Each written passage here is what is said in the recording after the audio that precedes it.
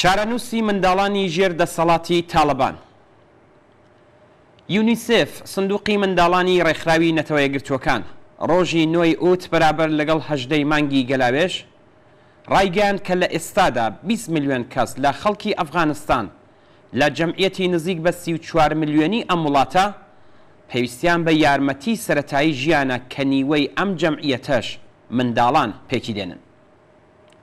ئەم ڕێکخراوە نێونەتەوەیە هەر لەم ڕۆژەدا لە راپۆرتێکدا ڕایگەیاند کە لە ماوەی 72 کاتژمێری ڕابردوودا 27 منداڵ لە جەریانی تێکهەڵچوونی تەرۆریستەکانی تاڵەبان لەگەڵ هێزە دەوڵەتیەکان کوژراون.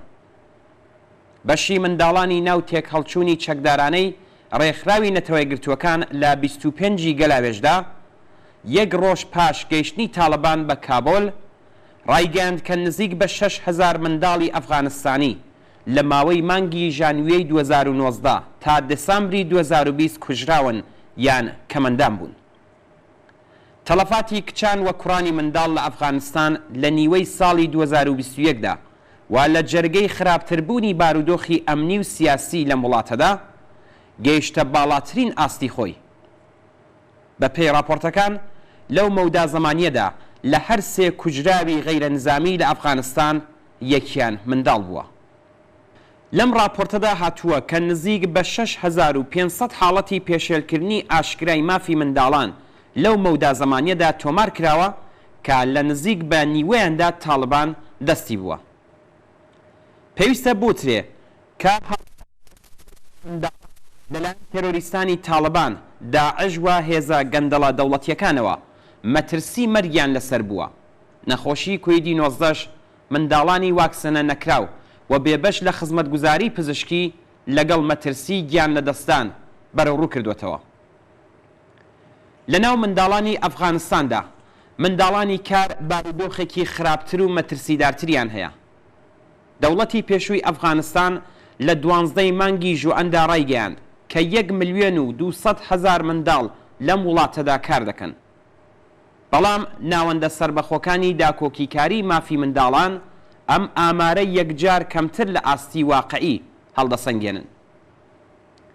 یەکێتی جیهانی دژبەکاری منداڵانی سەربای ڕێکخراوی جیهانیکار 3 ڕۆژ پاش گەیشتنی تاڵەبان بە کابۆل دەربارەی منداڵان و بە تایبەت منداڵانی کار بەیانیەکی بڵاو کردەوە. لەم بەیانیەدا هاتووە کە لە ئەفغانستانی شەڕلێدراودا 3,700,000 منداڵی ئەفغانستانی لە تەمەنی مەدرسەدا لە خوێندن و دواکەوتون کە 60% ئەم جەمعیەتە کچان پێکی دێنن.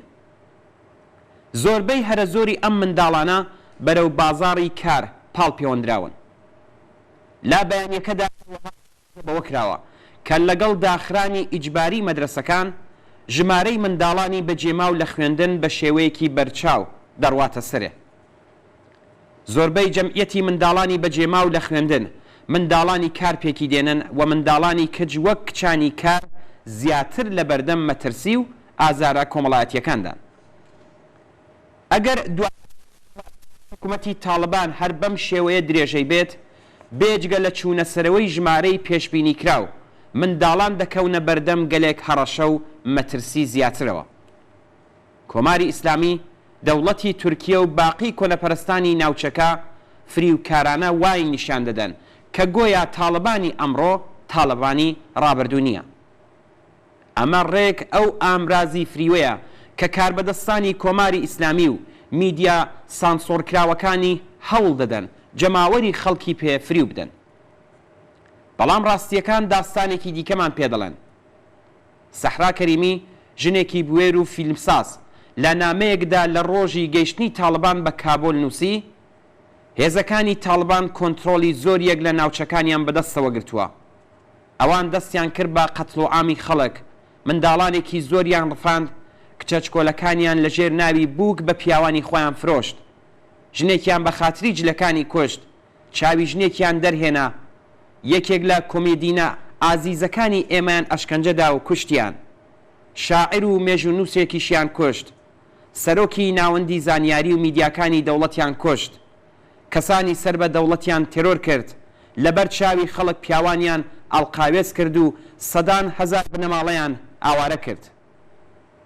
لە ئێستادا ئەو راپۆرتە بۆتە سەردێڕی میدیاکان کە هێزەکانی تاڵبان ماکەن کە لە لیستی ڕەشیاندان.